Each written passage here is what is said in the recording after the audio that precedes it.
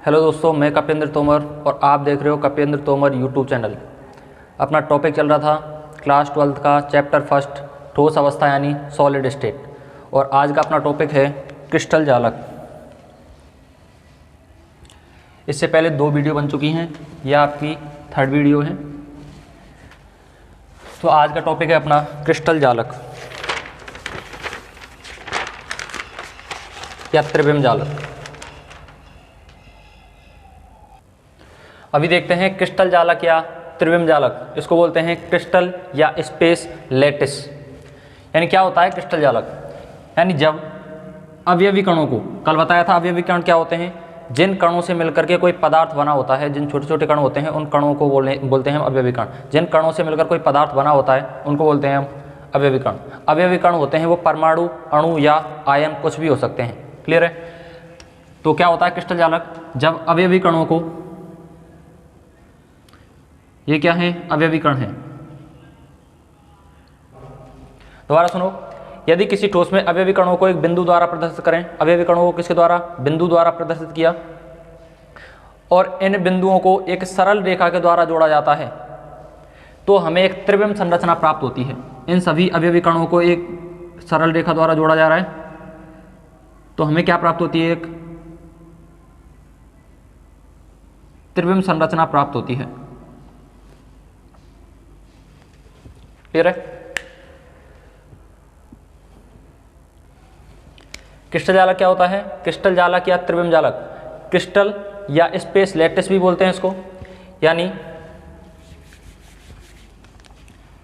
जब अवयवी कणों को एक बिंदु द्वारा प्रदर्शित करें, अवयवी कणों को एक बिंदु द्वारा प्रदर्शित किया जाता है और इन बिंदुओं को एक सरल रेखा द्वारा जोड़ दिया जाता है। इन बिंदुओं को एक सरल रेखा के द्वारा जोड़ दिया जाता है इस तरह से, तो हमें एक त्रिविम संरचना प्राप्त होती है, जिसको हम क्या बोलते हैं? क्रिस्टल जालक। इन बिंदुओं को कहा जाता है क्रिस्टल बिंदु।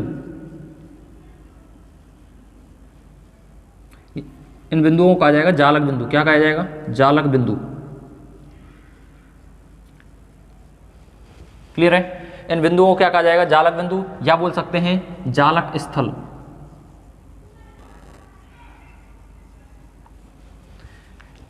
और ये संरचना किसकी बन गई आपकी? ये संरचना को बोल सकते हैं हम त्रिविम जालक।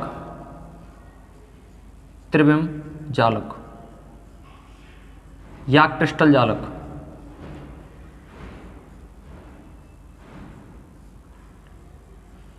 इसकी जो खोज की थी वो ब्रेवे नामक वैज्ञानिक ने की थी। किसने की थी? ब्रेवे नामक वैज्ञानिक ने। ब्रेवे नामक वैज्ञानिक ने की थी, इसलिए इसका नाम क्या पड़ गया? ब्रेवे जालक भी बोलते हैं इसको। क्या बोलते हैं? ब्रेवे जालक भी बोलते हैं। त्रिविम जालक, क्रिस्टल जालक या ब्रेवे जालक भी बोलते हैं। देखो, क्रिस्टल जालक या त्रिविम जालक, यदि किसी ठोस में अवयवी कणों को एक बिंदु द्वारा प्रदर्शित करते हैं, बिंदु द्वारा प्रदर्शित करते हैं, और इन बिंदुओं को एक सरल रेखा द्वारा जोड़ा जाए, और इन बिंदुओं को एक सरल रेखा के द्वारा जोड़ा जाए, तो एक त्रिविम संरचना प्राप्त होती है, जिसे क्रिस्टल जालक या त्रिविम जालक कहते हैं। क्या कहते हैं? क्रिस्टल जालक या त्रिविम जालक कहते हैं। इस जालक की खोज सर्वप्रथम किसने की थी? ब्रेवे नामक गणितज्ञ ने की थी, इसलिए इसे ब्रेवे जालक भी कहा जाता है। तीनों नामों से बोल सकता है, तीनों नाम आ सकते हैं, ब्रेवे जालक या क्रिस्टल जालक या त्रिविम जालक। अब नेक्स्ट बात करते हैं क्रिस्टल जालक के गुण। यानी क्रिस्टल जालक का प्रत्येक बिंदु, जो कि ये पूरा क्रिस्टल जालक है, इसका जो प्रत्येक बिंदु है ये क्या कहलाता है? जालक बिंदु या जालक स्थल कहलाता है। क्या कहलाता है? जालक बिंदु या जालक स्थल कहलाता है। क्रिस्टल जालक का प्रत्येक क्रिस्टलीय बिंदु अवयव के कणों को व्यक्त करता है। ये जो प्रत्येक बिंदु है ये किसको व्यक्त कर रहा है? अवयव के कणों को व्यक्त कर रहा है। क्रिस्टल जालक का जो प्रत्येक बिंदु है वो किसको व्यक्त कर रहा है? अवयवी कणों को व्यक्त कर रहा है। क्लियर है? नेक्स्ट बात करते हैं क्रिस्टल जालक या त्रिविम जालक के प्रकार, टाइप्स ऑफ क्रिस्टल जालक, क्रिस्टल लैटिस। अब बात करते हैं क्रिस्टल जालक के प्रकार, यानी types of crystal lattice. Types of crystal lattice. Crystal lattice कितने प्रकार का होता है? 3 प्रकार का होता है। 3 टाइप्स होते हैं इसके। फर्स्ट है आपका एक विमीय क्रिस्टल जालक, सेकंड है द्विविमीय क्रिस्टल जालक, और थर्ड है आपका त्रिविमीय क्रिस्टल जालक। एक विमीय क्रिस्टल जालक यानी 1 डायमेंशनल क्रिस्टल लैटिस। क्लियर है? इसके जो अवयवी कण होते हैं एक सीधी रेखा में होते हैं। क्या होते हैं? एक सीधी रेखा में होते हैं। ये होता है एक विमीय। द्विविमीय इसके क्रिस्टल जालक किसी तल में होते हैं, यानी दो विमाएँ होती हैं, एक इधर और एक इधर, द्विविमीय यानी दो विमाएँ होती हैं, एक एक्स वाली और एक वाई वाली। थर्ड है आपका त्रिविमीय क्रिस्टल जालक, 3 डायमेंशनल क्रिस्टल लैटिस। इसके जो अवयवी कण होते हैं वो एक त्रिविम में व्यवस्थित होते हैं। किस तरह से होते हैं? त्रिविम में व्यवस्थित होते हैं, जैसे इस तरह से।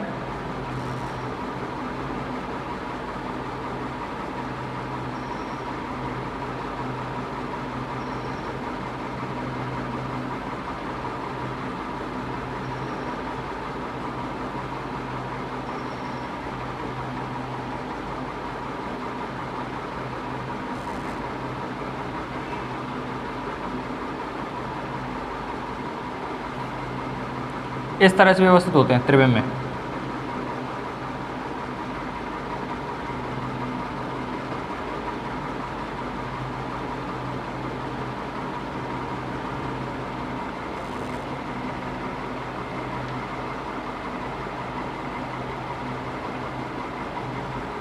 क्लियर है?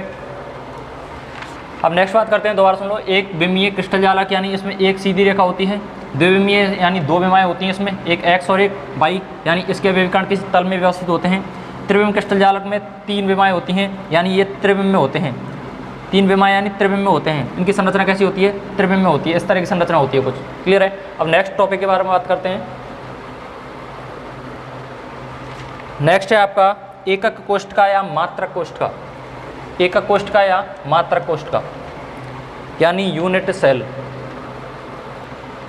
ये आपका एकक कोष्ठका या मात्रक कोष्ठका। एकक कोष्ठका को हम क्या बोल सकते हैं? मात्रक कोष्ठका भी बोल सकते हैं, यानी यूनिट सेल। सबसे पहले इसको समझते हैं। यानी जब क्रिस्टल जालक के अवयवी कणों को, ये क्या है? क्रिस्टल जालक के अवयवी कण हैं। जब क्रिस्टल जालक के अवयवी कणों को एक सीधी रेखा द्वारा जोड़ा जाता है, एक सीधी रेखा के द्वारा क्या किया जाता है? जोड़ा जाता है। इस तरह से क्या हो यहाँ पे? जब क्रिस्टल जालक को एक सीधी रेखा के द्वारा जोड़ा जाता है तो उनसे छोटी छोटी इकाइयाँ बनती हैं। क्या बनती हैं? छोटी छोटी इकाइयाँ बनती हैं। जैसे ये इकाई हो गई, ये इकाई हो गई, एक ये हुई, एक ये हुई। इनसे मिलकर के क्या बन रहा है? एक संपूर्ण क्रिस्टल जालक बन रहा है। क्या बन रहा है? एक संपूर्ण क्रिस्टल जालक बन रहा है। तो ध्यान रखना, जब क्रिस्टल जालक के अवयवी कणों को एक सीधी रेखा के द्वारा जोड़ा जाता है तो छोटी छोटी इकाइयाँ बनती हैं। इन इकाइयों से क्रिस्टल जालक का क्या होता है? निर्माण होता है, जिन्हें क्या कहते हैं? मात्रक कोष्ठका या एकक कोष्ठका कहते हैं। देखो, जब क्रिस्टल जालक के अवयवी कणों को एक सीधी रेखा के द्वारा जोड़ा जाता है तो उनसे छोटी छोटी इकाइयाँ बनती हैं, जिनकी पुनरावृत्ति से, यानी बहुत सारी क्या हैं जुड़ेंगी ये एकक इकाइयाँ, जिनकी पुनरावृत्ति से क्रिस्टल जालक का क्या होता है? निर्माण होता है। इन्हीं इकाइयों को मात्रक कोष्ठका या एकक कोष्ठका कहते हैं। क्या कहते हैं? मात्रक कोष्ठका या एकक कोष्ठका कहते हैं। अब नेक्स्ट टॉपिक की बात करते हैं, एकक कोष्ठका के प्राचल यानी पैरामीटर।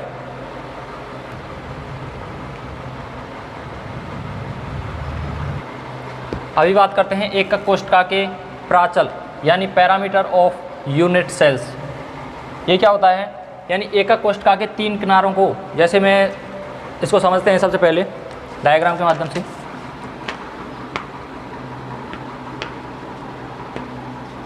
क्लियर है?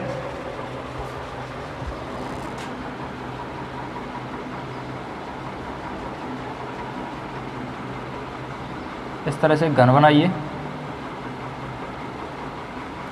क्लियर है? यहाँ से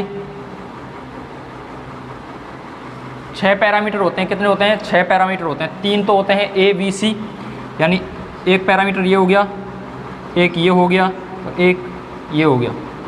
यानी इसको मान लिया मैंने ए, इसको मान लिया मैंने बी और इसको मान लिया मैंने सी। और पैरामीटर होते हैं अल्फ़ा, बीटा और गामा। ये वाला हो गया, ये कौन है? ये हो गया आपका अल्फ़ा, ये हो गया आपका बीटा और ये हो गया आपका गामा। यानी ये सारे कोण क्या हैं? 90-90 के हैं। क्या हैं?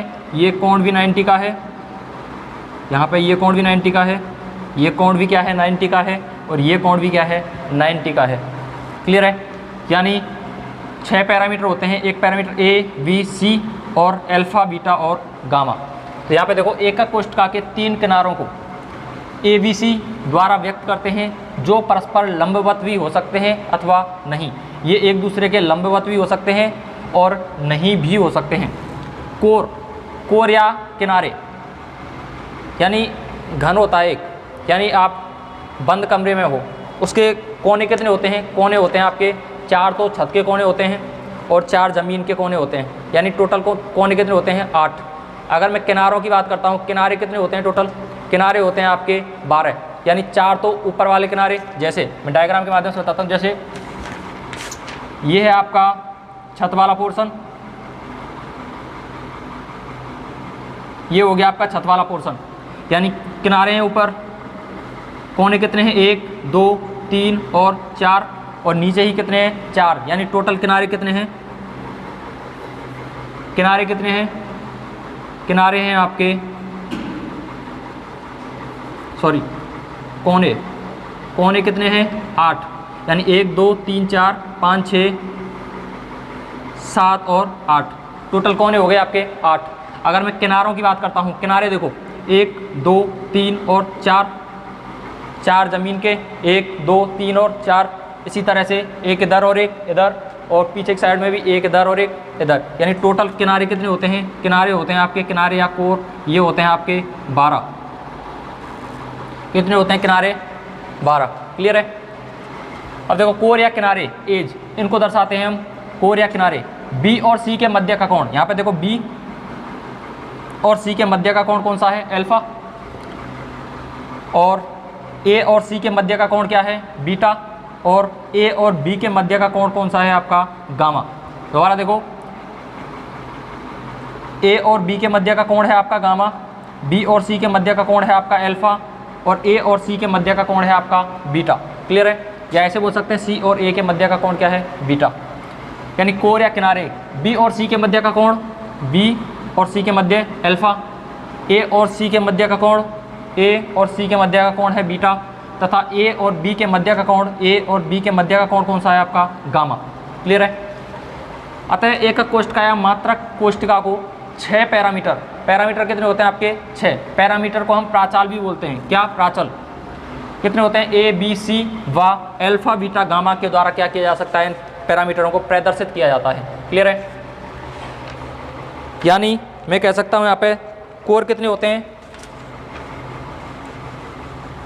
3 कोर या किनारे होते हैं, ए बी और सी। क्लियर है? और 3 कोण होते हैं, 3 कोण होते हैं अल्फा बीटा और गामा। कोर कितने होते हैं? एक तो ये कोर हो गया ए बी और सी, और कोण कितने होते हैं? अल्फा बीटा और गामा। यानी 6 पैरामीटर हैं टोटल। ये कितने पैरामीटर हैं? 6 पैरामीटर हैं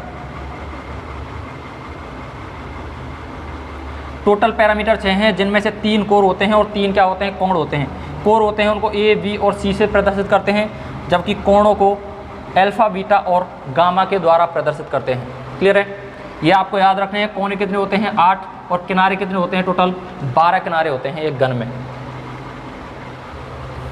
नेक्स्ट टॉपिक की बात करते हैं, एकक कोष्ठका के प्रकार, यानी जो एकक कोष्ठका होती है वो कितने प्रकार की होती है। अभी बात करते हैं एकक कोष्ठका के प्रकार, यानी टाइप्स ऑफ यूनिट सेल। कितने प्रकार की होती है एकक कोष्ठका? ये होती है आपकी 2 प्रकार की। फर्स्ट है आपकी सरल एकक कोष्ठका, सरल या आद्य। सरल एकक कोष्ठका को हम आद्य एकक कोष्ठका भी बोल सकते हैं। सेकंड है आपकी केंद्रित एकक कोष्ठका या केंद्रित घनीय एकक कोष्ठका। केंद्रित एकक कोष्ठका बोल सकते हैं या केंद्रित घनीय एकक कोष्ठका बोल सकते हैं। इसको बोलते हैं सेंटर्ड यूनिट सेल। सबसे पहले बात करते हैं सरल या आद्य एकक कोष्ठका के बारे में। सरल या आद्य एकक कोष्ठका क्या होती है? यानी ऐसी एकक कोष्ठका जिसमें अवयवी कण केवल कोनों पर उपस्थित होते हैं। यानी दोबारा सुनो, आद्य या सरल एकक कोष्ठका क्या होती है? यानी ऐसी एकक कोष्ठका जिसमें अवयवी कण केवल कहाँ पर उपस्थित होते हैं? केवल कोनों पर उपस्थित होते हैं, वह कहलाती है सरल या आद्य एकक कोष्ठका। क्लियर है? सबसे पहले लिखते हैं इसको, यानी यहाँ पे जैसे ये एकक कोष्ठका बनाई मैंने,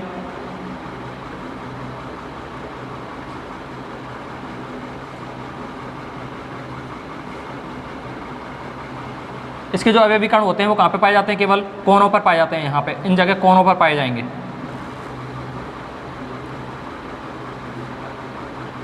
क्लियर है? यानी लिख सकते हैं इसमें ऐसी एकक कोष्ठिका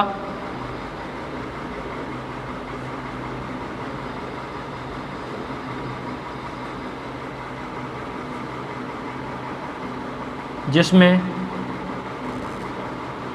अवयवी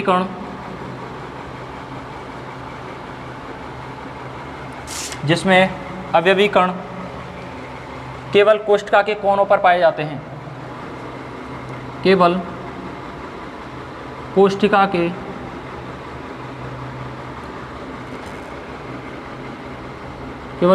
के कोनों पर पाए जाते हैं।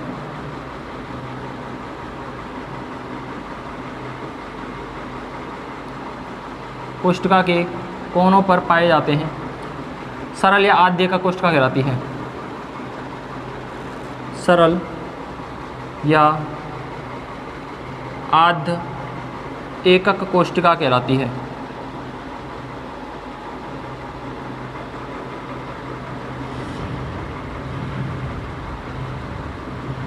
क्लियर है। सेकंड की बात करते हैं हम, केंद्रित एकक कोष्ठिका। केंद्रित एकक कोष्ठिका होती है आपकी 3 प्रकार की। सेकंड बात करते हैं केंद्रित एकक कोष्ठिका के बारे में। दोबारा देख लो एक बार इसको, यानी ऐसी एकक कोष्ठिका जिसमें अवयवी कण कहाँ पाए जाते हैं, केवल कोनों पर पाए जाते हैं, कोनों के अतिरिक्त कहीं पर भी नहीं पाए जाते हैं। अब बात करते हैं केंद्रित एकक कोष्ठिका के बारे में। केंद्रित एकक कोष्ठिका में क्या होता है, यानी ऐसी एकक कोष्ठिका जिसमें अवयवी कण कोनों के अतिरिक्त अन्य स्थलों पर भी पाए जाते हैं। कोनों पर तो पाए ही जाते हैं, लेकिन कोनों के अतिरिक्त अन्य स्थानों पर भी क्या पाए जाते हैं, अवयवी कण पाए जाते हैं। वो कहलाता है केंद्रित एकक कोष्ठिका। ये 3 प्रकार की होती है, अंतःकेंद्रित, अंत्य केंद्रित और थर्ड है आपकी फलक केंद्रित। सबसे पहले लिखते हैं इसमें केंद्रित एकक कोष्ठिका, यानी ऐसी एकक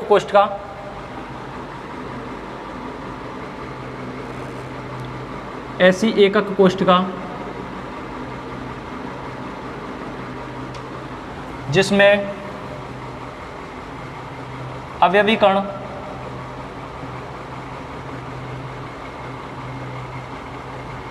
कोनों के अतिरिक्त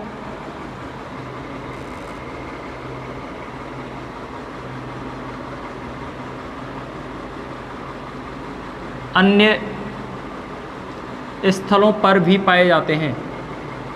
कोनों के अतिरिक्त कहाँ पाए जाते हैं, अन्य स्थलों पर भी पाए जाते हैं।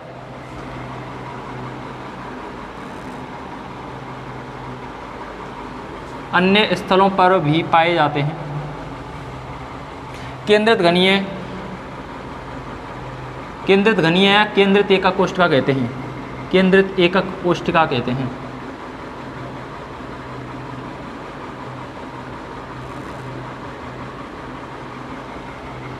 क्लियर है। ये 3 प्रकार की होती है। यह 3 प्रकार की होती है।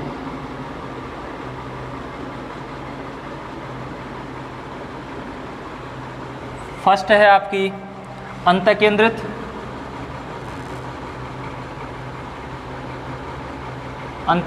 एकक कोष्ठिका।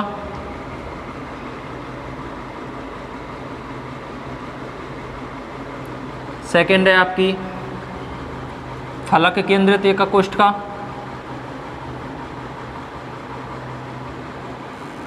फलक केंद्रित एकक कोष्ठिका।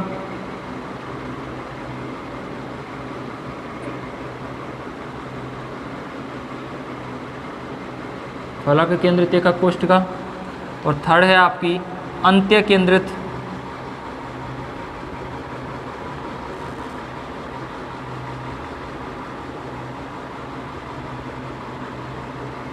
एकक कोष्ठिका। अंत्य केंद्रित एकक कोष्ठिका, यानी इनको हम इंग्लिश में बोल सकते हैं बॉडी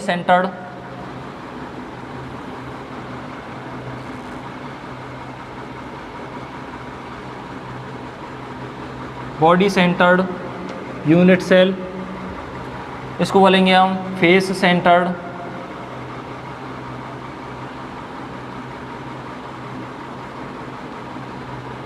यूनिट सेल। इसको हम शॉर्ट में और क्या बोल सकते हैं, एफसीसी। क्या बोल सकते हैं, एफसीसी। और इसको शॉर्ट में क्या बोल सकते हैं हम, बीसीसी। ध्यान रखना इंपॉर्टेंट है, आगे आएंगे use. Body centred unit cell यानी बीसीसी। अंतः केंद्रित को बोलते हैं FCC फलक केंद्रित को बोलते हैं, अंत्य केंद्रित को बोलते हैं हम एंड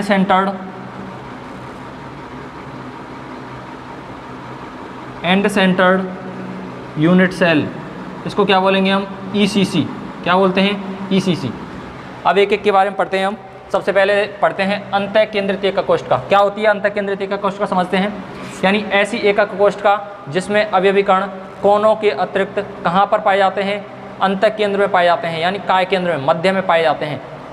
ऐसी एकक कोष्ठका जिसमें अवयवी कण कोनों पर तो पाए जाते हैं, लेकिन एक अवयवी कण इसके कहाँ पाया जाता है, केंद्र में भी पाया जाता है, यानी अंतः केंद्र, यानी उसको बोलते हैं मध्य में पाया जाता है। फलक केंद्रित एकक कोष्ठका क्या होती है, ऐसी एकक कोष्ठका जिसमें अवयवी कण कोनों पर तो पाए ही जाते हैं, लेकिन कुछ अवयवी कण कहाँ पे पाए जाते हैं, फलकों के केंद्रों पर भी पाए जाते हैं। यानी ऐसी एकक कोष्ठका जिसमें अवयवी कण कोनों के अतिरिक्त फलकों के केंद्र में भी क्या पाए जाते हैं, फलकों के केंद्र में भी पाए जाते हैं। थर्ड बात करते हैं अंतः केंद्रित एकक कोष्ठका, यानी ऐसी एकक कोष्ठका जिसमें अवयवी कण कोनों के अतिरिक्त दो विपरीत फलकों के मध्य भी पाए जाते हैं, वह कहलाता है आपका अंत्य केंद्रित एकक कोष्ठका। आप समझते हैं इनको एक एक करके, समझते हैं। अंतः केंद्रित एकक कोष्ठका, अंतः केंद्रित एकक कोष्ठका यानी बॉडी सेंटर्ड यूनिट सेल, या शॉर्ट में क्या बोल सकते हैं इसको, BCC। क्या होता है, ऐसी एकक कोष्ठका जिसमें अवयवी कण कहाँ पाए जाते हैं, कोष्ठका के कोनों पर पाए जाते हैं, और कोष्ठका के कोनों के अतिरिक्त कहाँ पाया जाता है अवयवी कण, इसके केंद्र में, यानी मध्य में पाया जाता है। जैसे यहाँ समझते हैं, ये मैंने एकक कोष्ठका बनाई, यूनिट सेल, एक इस तरह से ये बन गई आपकी यूनिट सेल। इसमें जो अवयवी कण पाए जाते हैं कहाँ पाए जाते हैं, कोनों पर पाए जाते हैं, और कोनों के अतिरिक्त कहाँ पाए जाते हैं, कोनों पर पाए जाते हैं, और कोनों के अतिरिक्त कहाँ पाया जाता है, एक अवयवी कण इसके केंद्र में भी पाया जाता है। यह है आपकी अंतः केंद्रित एकक कोष्ठका। अब बात करते हैं फलक केंद्रित एकक कोष्ठका के बारे में, यानी ऐसी एकक कोष्ठका जिसमें अवयवी कण कोनों के अतिरिक्त कहाँ पाए जाते हैं, फलकों के केंद्र पर भी पाए जाते हैं। जैसे समझते हैं इसको भी, यहाँ पे मैंने बनाया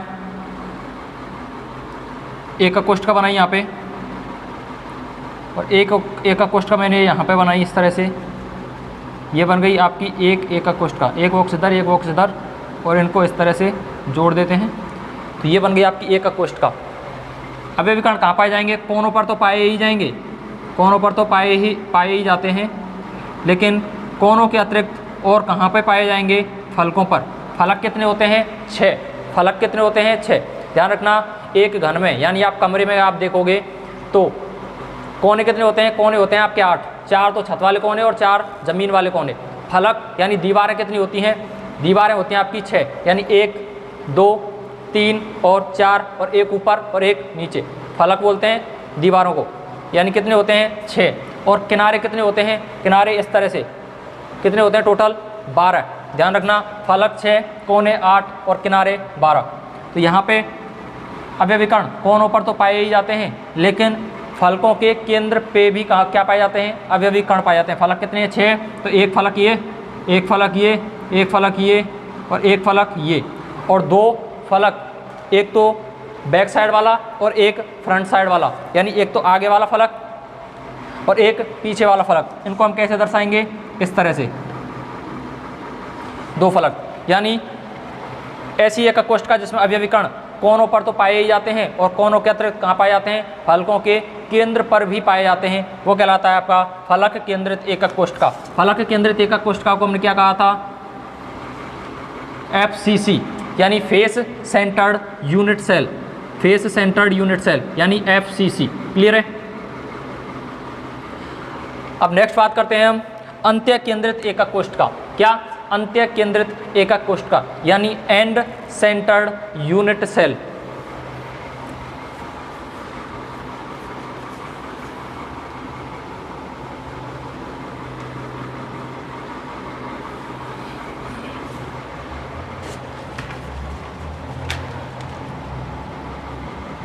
क्या है, अंत्य केंद्रित एकक कोष्ठका यानी ECC, end centred unit cell, यानी ऐसी एकक कोष्ठका, ऐसी एकक कोष्ठका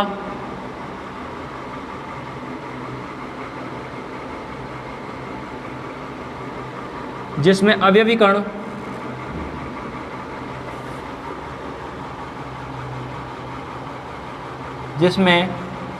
कण कोनों के अतिरिक्त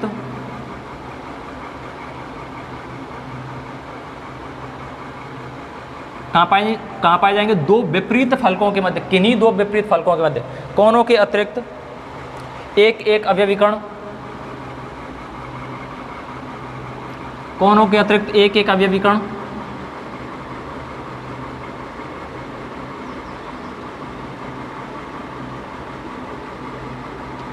किन्हीं दो विपरीत फलकों के मध्य पाए, एक एक अवयवी कण किन्हीं दो विपरीत फलकों के मध्य किन्हीं दो विपरीत फलकों के मध्य दो विपरीत फलकों के मध्य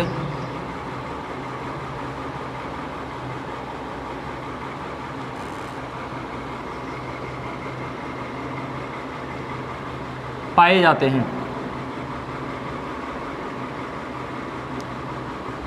मतलब क्या है इसका? यानी अवयवी कण एकक कोशिका के कोनों पर तो पाए ही जाते हैं, एकक कोशिका के कोनों के अतिरिक्त कहाँ पे पाए जाते हैं? किन्हीं दो विपरीत फलकों पर। दो अवयवी कण यानी एक एक अवयवी कण का पाए जाते हैं, किन्हीं दो विपरीत फलकों के केंद्र पर भी पाए जाते हैं। जैसे मैंने एकक कोशिका बनाई यहाँ पे,